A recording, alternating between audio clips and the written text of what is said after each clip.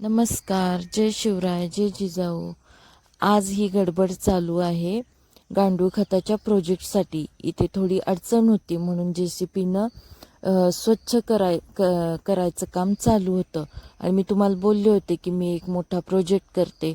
तो हाच की गांडूळ खताचा प्रोजेक्ट. आणि माझे थोडं 1-2 शॉर्ट व्हिडिओतूनही तुमच्या लक्षात आलंच असेल. तर ही जागा मोकळी पण होती आणि इथे ह्या मोठ्या झाडाची नॅचरली सावली पण आहे, म्हणून मी गांडूळ खतासाठी ही जागा निवडली. शेड वगैरे मारून सावली करण्यापेक्षा मला हे जास्त योग्य वाटलं म्हणून मी हे केलं. आता चला तुम्हाला मी शेणखत दाखवते की मी एवढ्या सगळ्या जागेसाठी कुठलं शेणखत वापरणार आहे ते.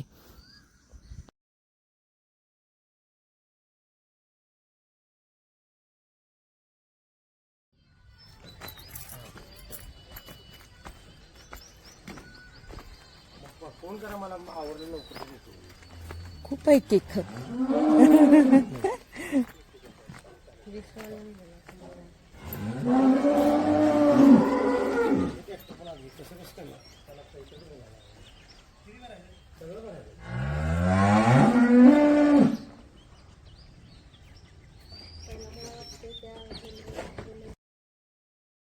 तर हा आहे मुक्त गोठा. आपल्या जागेत सुशील पाटील आणि दीप्ती पाटील ही आमच्या भावकीतलीच मुलगी आहे. तर तिचे मिस्टर आणि तिने खूप छान पद्धतीनं HF गाईंचा गोठा बांधलाही आहे आणि मॅनेजही अतिशय चांगल्या पद्धतीनं केला आहे. तर हे शेणखत आपण दरवर्षी आपल्या शेतात टाकतो. तर यावेळेस मी ते गांडूळ खतासाठी त्याचा वापर करणार आहे. आणि कारण की शेतीसाठी शेणखतापेक्षा गांडूळ खत जास्तच चांगलं आहे म्हणून मला ते करायचंच होतं. फक्त आता मुक्त गोठ्यातल्या शेणापासून गांडूळ खत बनतं की नाही किंवा कसं बनतं ह्याचं जरा असं प्रश्नचिन्ह होतं. पण मी ट्राय केलं आणि त्याचे डेमो ट्रायल पण घेतली. ते मी तुम्हाला पुढे स्क्रीनवर दाखवतेच. तर हे 15-20 ट्रॉल्या शेणखत आहे आणि ते त्या जागेत सगळं मी ढीग पद्धतीनं करायचं म्हणून ट्रॉली टू ट्रॉली ओतून घेतलं. आणि माझ्याकडे रॉ मटेरियलही खूप होतं. मी पूर्ण उन्हाळ्यात मी झाडाचा पालापाचोळा, बिस्किट घेवड्याचं वेस्टेज, ऊसाची लावण केली. ते सगळं पालापाचोळा मी साठवून ठेवलेला, का तर मला गांडूळ खत करायचं आहे म्हणून. आणि हे सगळं खत मुक्त गोठ्यात असल्यामुळे पहिली गोष्ट JCPने ते सगळं गोळा करून ट्रॉलीत भरून तिकडे नेऊन डंप करायला लागतं. तर मला पाहिजे तसं जागी जागी मी ते डंप करून घेतलं. आता गांडूळ खतच का, तर गांडूळ खतामुळे जे पिकाला फायदा होतो तो असा की जमीन भुसभुशीत होते, पिकाची वाढ भरभर होते. आणि त्या गांडूळ खतामधून थोडेफार छोटे छोटे गांडूळसुद्धा शेतात गेल्यामुळे शेतातली माती ते मोकळी करतात, हवा खेळती राहते, पाण्याचा निचरा चांगला होतो आणि पीकही जोमाने येते. हे गांडूळ खताचे बरेच फायदे आहेत. आणि रासायनिक खतामुळं जमिनीचे खूपच जमिनीवर दुष्परिणाम होतात रासायनिक खताचे. ते टाळण्यासाठी मला जेवढं सेंद्रिय शेतीकडे वळता येईल तेवढं करायचं आहे. आणि सेंद्रिय शेतीतूनच आपल्याला खूप फायदा आहे, म्हणून मला ते करायचं आहे. एवढ्यासाठी मी हे मोठं पाऊल उचललं आहे. आता शेणखतसुद्धा तुम्हाला दाखवते. एकदम इतकं छान आहे आणि ते पाहिजे तसं गांडूळ खतासाठी कुजलेलं वगैरे व्यवस्थित आहे. आणि हे असं मस्तपैकी खत आहे शेणखत. ते ऑलरेडी कुजलेलं आहे. गांडूळ खत हे अशा खताच्या ट्रॉल्या जागी जागी ओतून घेतल्या. हे जागी जागी ओतल्यामुळे मला बेड करायला बरं पडेल. त्यामध्ये रॉ मटेरियल टाकून, पालापाचोळा टाकून गांडूळ खताचा बेड करायला मला सोपं पडेल, म्हणून मी हे अशा पद्धतीनं टाकून घेतलंय. आता इथे अजून थोडं बसेल. आता हे एक्स्ट्रा झालेलं खत इकडे आपल्या गाईचं शेण टाकलं, इकडे 1-2 ट्रॉल्या डंप केल्या आणि हे सगळं काम चालू केलं. त्यावेळी आपला गहू पण होता, म्हणजे त्याला खूप वेळ गेला आणि अतिशय धीम्या पद्धतीनं हे काम झालं, कारण त्यात अडचणीही प्रचंड आल्या. नुसतं शेणखत तर ओढून झालं, पण पुढे काय प्रोग्रेस झाला नाही.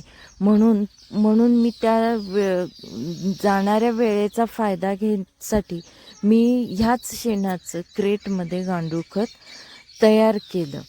आणि ते केलेलं असताना मी मधीच माहेरी पण गेले आणि त्यावेळेस मम्मीला असं समजलं की मी गांडूळ खताचा प्रोजेक्ट करते.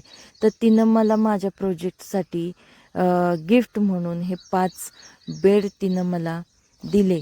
आणि ते बेड आणल्यावर सुद्धा ते थोडं लेबर प्रॉब्लेम असल्यामुळे आणि मी जो बेड अरेंज केला तो मला नीट जमला नाही.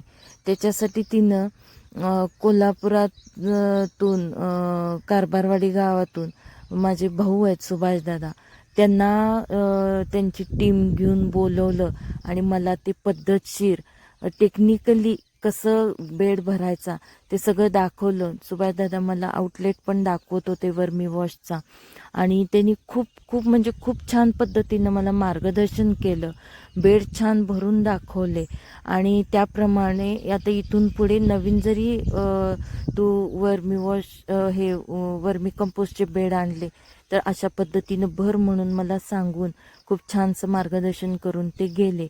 आणि माझं काय चुका होत्या तेही त्यात लक्षात आल्या. आता गांडूळ खताचं सगळं झालं, बेड पण भरले, पण पाण्याची सोय पाहिजे, म्हणून हे माझी सगळी खटपट चालू होती. बसवायला लागले, हे सगळे वर घरावर चढलेत मोर.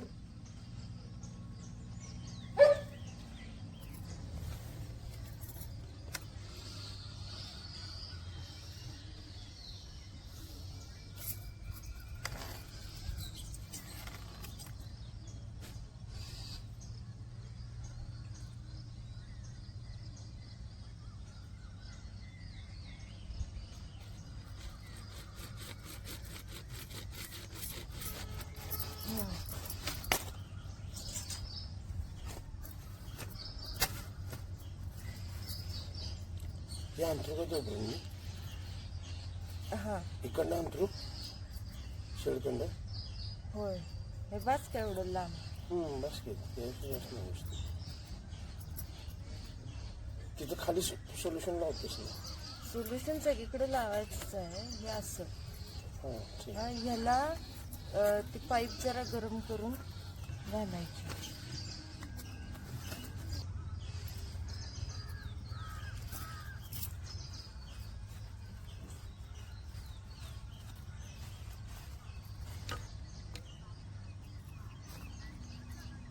हे PVC पाईप जोडायचं सॉल्वंट आहे, ह्यानं पाईपलाईन एकदम फिक्स होते.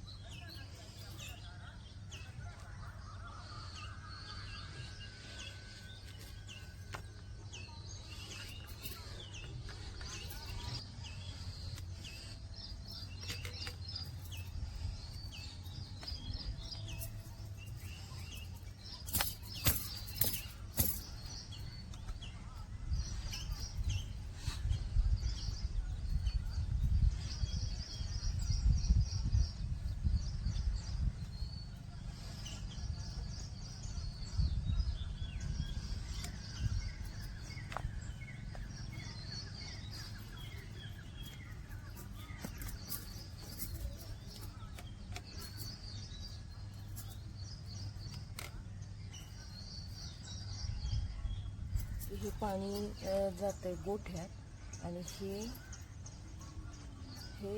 नव्या पाईपला जोडलं की हे जाईल गांडूळ खताकडे. आणि ह्याला काय नळ वगैरे ह्याची गरज नाही, कारण इथे आहे मेन कॉक. हे बंद केलं तर बंद होतंय गोठ्यातलं, आणि गोठ्यात काय 24 तास लागत नाही, तेवढं सकाळी अर्धा तास संध्याकाळी अर्धा तास. आणि गांडूळ खताचं पण तसंच आहे.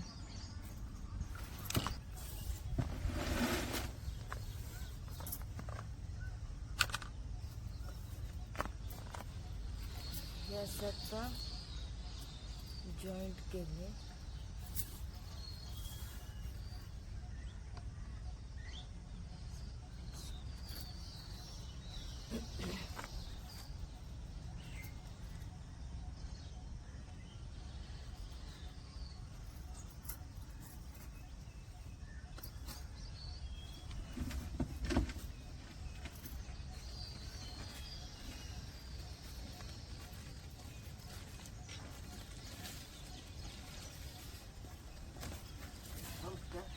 केलतंच ना ते उचलून घेतलं असतं. हो, घेऊया की. खाली लावलं सगळं झालं. हो,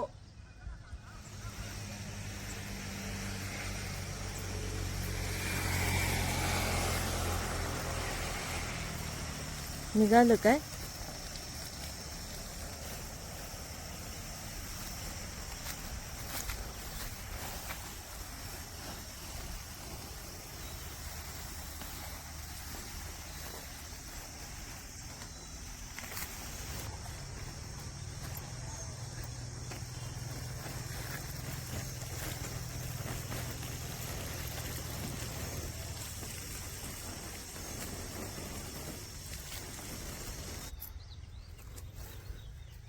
आता तर ह्या गांडूळ खताच्या बेडमध्ये हे मी जे क्रेटमध्ये तयार केलेले गांडूळ खतासाठी, हे खत ऑलमोस्ट तयार झालंय. हे असं ते परवा दिवशी, म्हणजे रोज पाणी मारतोय. परवा दिवशी मी मारलं, काल नाही मारलं. आणि आज म्हटलं ह्या बेडमध्ये सोडूया. त्यावेळी सोडले तर किती छोटे होते, हे आता असे मोठे झालेत. बरेच आहेत असे मोठे, चांगले तयार झालेत त्यात.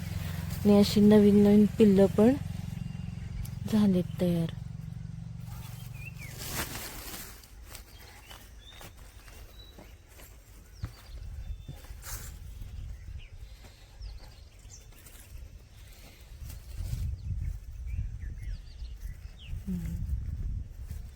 सोडले तेव्हा एवढे मोठे नव्हते, आता ते छान वाढले. एवढे मोठे अजिबातच नव्हते, आणि इतक्या संख्येनं तर नव्हते. खूप छान तयार झाले क्रेटमध्ये. मी तसं एक्सपेरिमेंटच केलेला.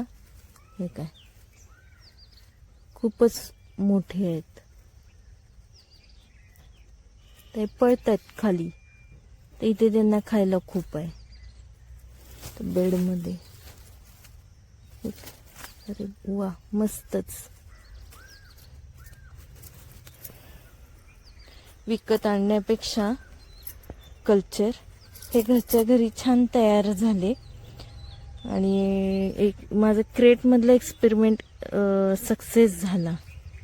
मस्तच. एक खत पण तयार झालं, ही छोटी पिल्लं पण आहेत, खत पण छान तयार झालं.